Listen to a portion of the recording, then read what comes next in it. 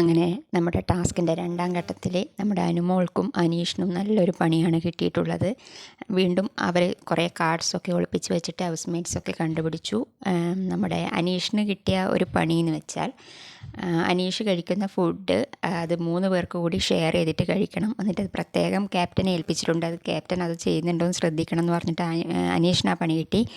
പിന്നെ പണി കിട്ടിയിരിക്കുന്നത് അനുമോൾക്കാണ്. അനുമോൾക്ക് കിട്ടിയിരിക്കുന്ന പണിയെന്ന് വെച്ചാൽ ദീപാവലിക്ക് എല്ലാവർക്കും വീട്ടിൽ നിന്ന് ഗിഫ്റ്റ് വരും, പക്ഷേ അനുമോൾക്ക് മാത്രം ഗിഫ്റ്റ് കിട്ടില്ല എന്നാണ് കിട്ടിയ പണി. ഏറ്റവും കൂടുതൽ പോയിൻ്റ് ആര്യന് തന്നെയാണ് കിട്ടിയത്, 2 പോയിൻ്റ് വെച്ചിട്ട്. പക്ഷെങ്കിൽ കാർഡ് കൂടുതൽ കിട്ടിയത് ഷാനവാസിനാണ്. 19ഓളം കാർഡ് കിട്ടിയിട്ടുണ്ട്. 19 പോയിൻ്റാണ് നമ്മുടെ ഷാനവാസിന് കിട്ടിയിരിക്കുന്നത്. 15 കാർഡാണ് കിട്ടിയത്. ആര്യന് 14 കാർഡോളെ കിട്ടിയിട്ടുള്ളൂ, പക്ഷേ 20 പോയിൻ്റോളം കിട്ടിയിട്ടുണ്ട്.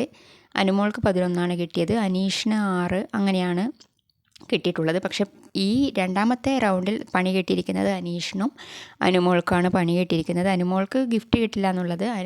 അനീഷിനാണെങ്കിൽ കഴിക്കുന്ന ഭക്ഷണം 3 പേർക്ക് ഷെയർ ചെയ്തിട്ട് കഴിക്കണം എന്ന് പറഞ്ഞ ഇതാണ് കിട്ടിയത്. ഇനി ചിലപ്പോൾ ഒരു ഫൈനൽ റൗണ്ടും കൂടി ഉണ്ടാവും. അതിൽ ചിലപ്പോൾ വേറെ ആർക്കെങ്കിലും പണി കിട്ടാൻ പോകുന്നത്.